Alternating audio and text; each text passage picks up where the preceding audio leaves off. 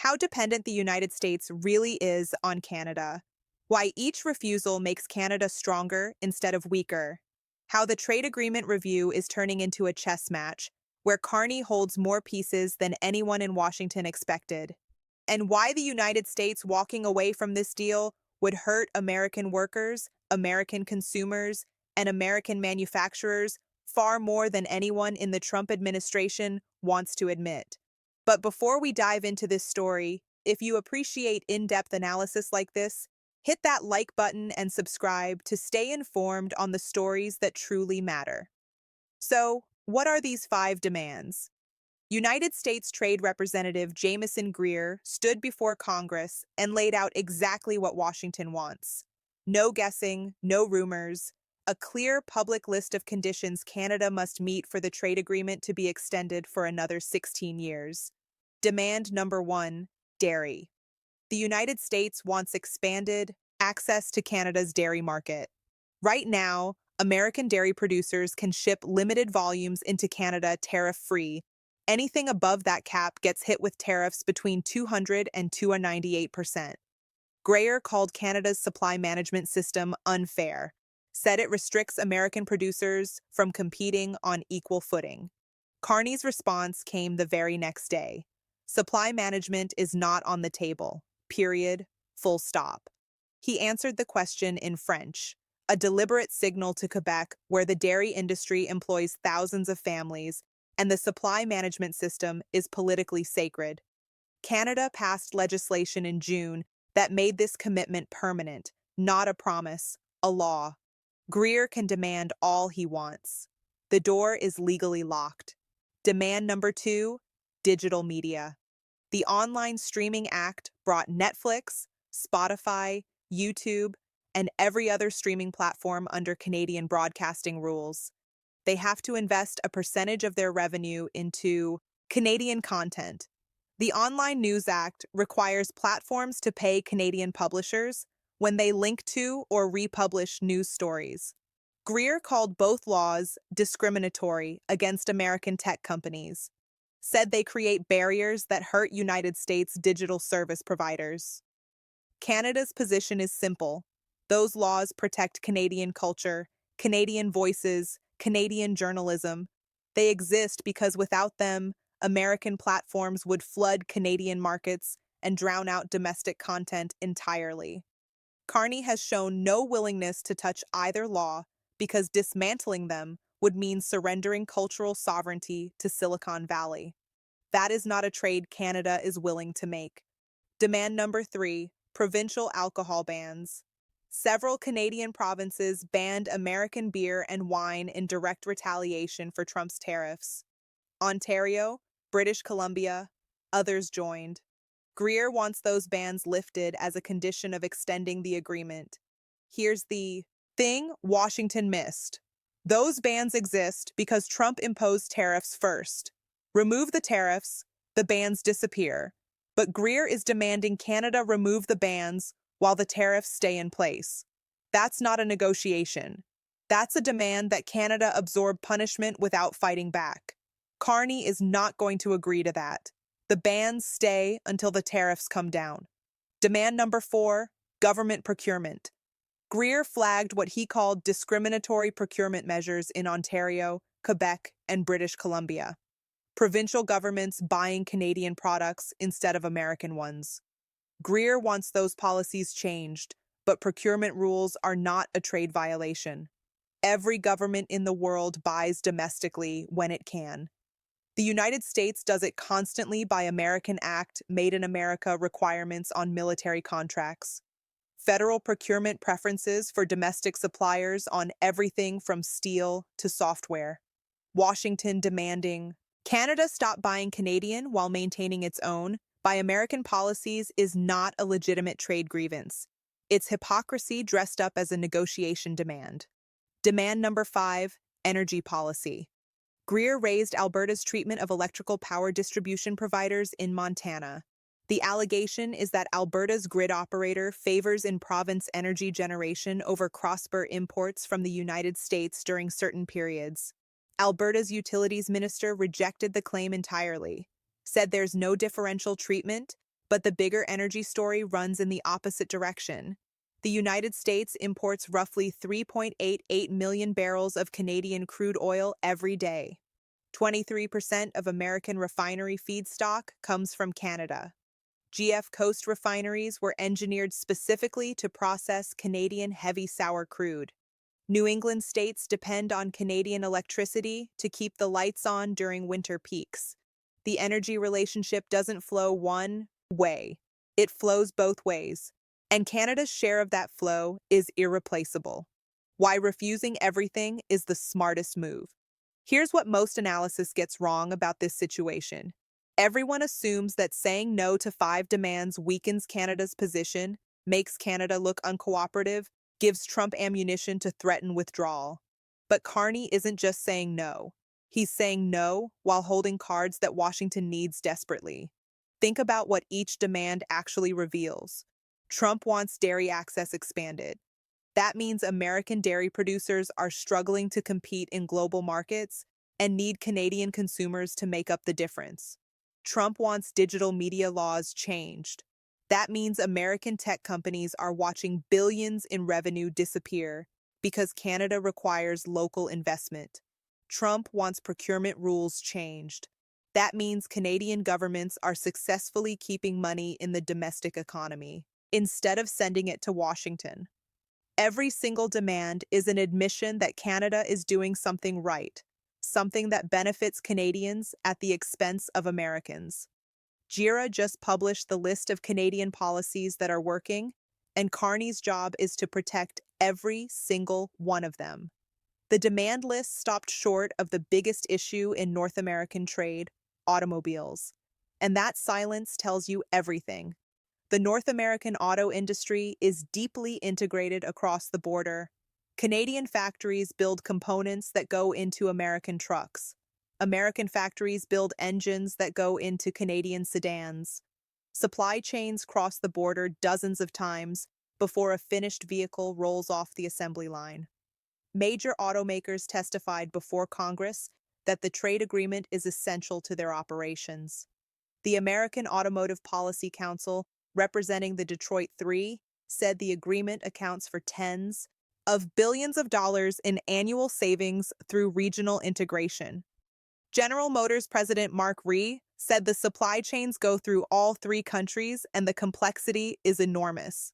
Trump imposed Section 232 tariffs on Canadian steel, aluminum, and autos anyway, disrupted the very integration that American manufacturers depend on. Now, those same manufacturers are begging the administration not to let the agreement expire, because without it, the tariffs become permanent and the integrated supply chains that keep American auto plants running start falling apart. Carney knows this. That's why the auto sector is Canada's hidden leverage. Not dairy, not streaming laws, the auto industry. Because if the trade agreement collapses, American car manufacturers suffer more than anyone. Mark Carney's China card that changed everything. Carney traveled to Beijing and negotiated what he called friendly nation trade tariffs with China. Reciprocal tariff relief on canola, electric vehicles, agricultural products, not a free trade agreement, a targeted arrangement that removes specific barriers that have been hurting Canadian farmers for years. Trump initially praised the move, said that's what Carney should be doing, then reversed course entirely within days. Posted on social media threatening 100% tariffs if Canada becomes a quote drop-off port for China. But Carney clarified immediately, Canada is not pursuing a free trade agreement with China. The arrangement does not violate the trade agreement.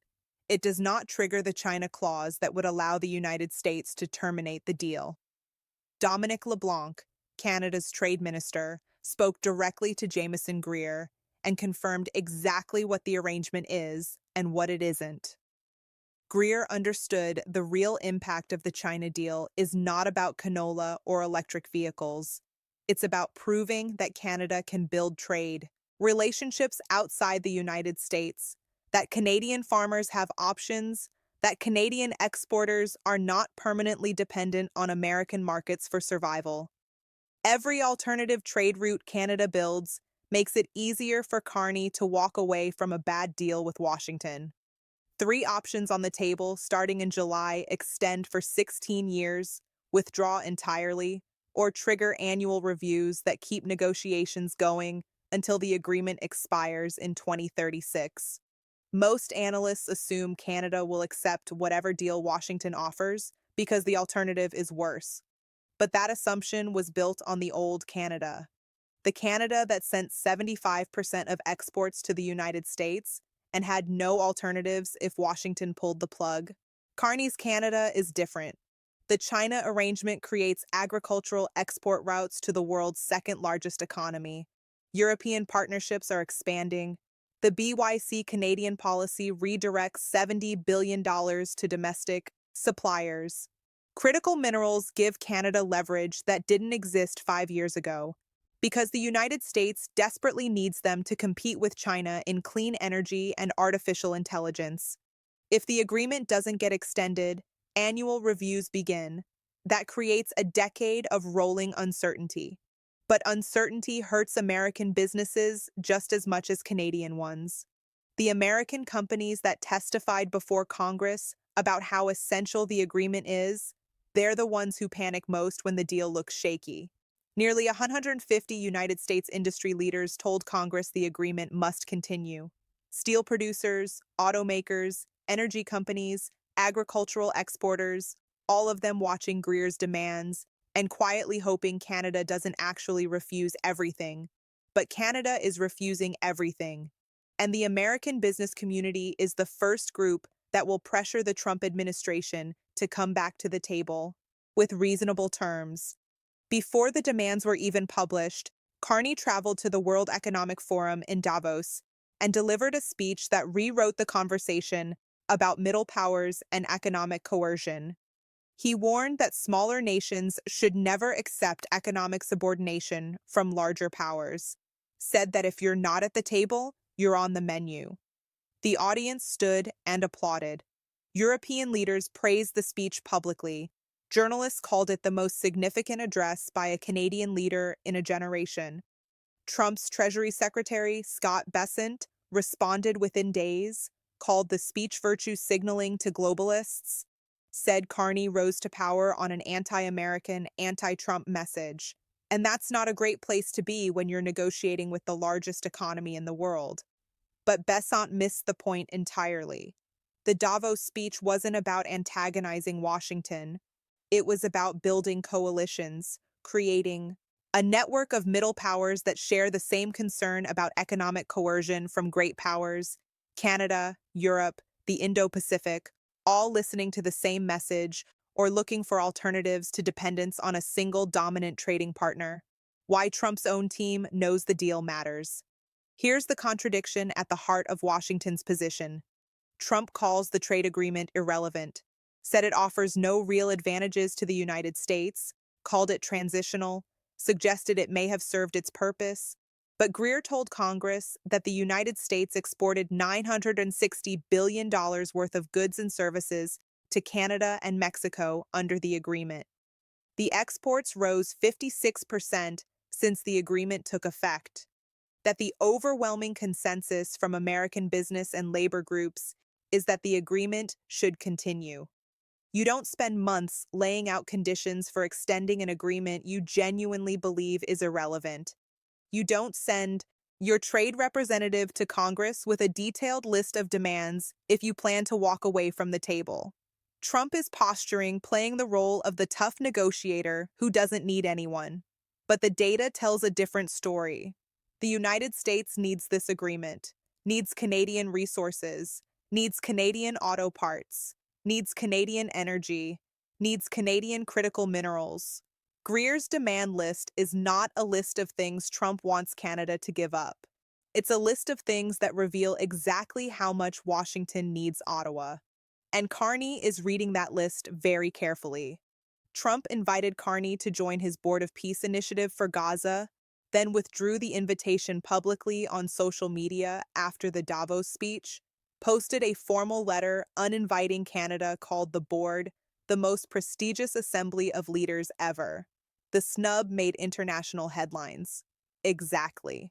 The wrong kind of headlines for an administration that needs Canada to sign a trade agreement extension in a few months. Because now, every time Washington demands something from Ottawa, the world watches a leader who was publicly humiliated by the President of the United States. Every demand looks less like a negotiation and more like bullying. Every refusal by Carney looks like courage instead of obstinance. Trump thought the Board of Peace withdrawal would weaken Carney politically. Instead, it made Carney look like the adult in the room, like a leader who refuses to be manipulated, like a prime minister who puts Canadian interests above the desire to stay in Trump's good graces. What Carney built while Trump was posting, the refusal to accept 5 demands, is not just a negotiating position. It's the culmination of months of quiet, methodical preparation. The China arrangement created agricultural alternatives. The Davos speech built international coalitions. The Badian policy redirected domestic spending. Critical mineral strategies positioned Canada as an indispensable partner for American clean energy and artificial by intelligence ambitions. Provincial governments aligned behind federal trade positions. The auto strategy brought Ontario and Ottawa together. While Trump was posting about governors in 51st states and drop-off ports, Carney was building the infrastructure of economic independence. Every insult gave him political cover to move faster. Every threat justified another alternative trade route. Every demand revealed another Canadian advantage. The trade agreement review in July is not going to be a moment where Canada desperately agrees to whatever Washington demands. It's going to be a moment where Carney walks into the room with a hand that took 12 months to build. 5 demands, 5 refusals, and a country that's less dependent on the United States than it has been in 50 years. So, what happens next? Trump needs this deal more than he'll ever admit publicly. The American auto industry needs it. The energy sector needs it. The agricultural exporters need it. The tech companies need it. Nearly every major American industry that testified before Congress said so on the record. Carney doesn't need it on Trump's terms. Not anymore. Canada has alternatives now. Real alternatives. Not promises, not plans, actual trade routes, actual partnerships, actual domestic policies that redirect money away from American suppliers. 5 demands, 5 refusals, and somewhere in Washington, American business leaders are reading the same news and quietly praying that someone in the White House figures out that demanding everything and getting nothing is not a negotiation strategy. It's a losing one. Trump wanted Canada to bend. Carney refused every single demand. And the trade agreement review is shaping up to be the moment where Canada proves that saying no to the most powerful economy on earth is not weakness. It's the beginning of the end of American economic dominance over North America.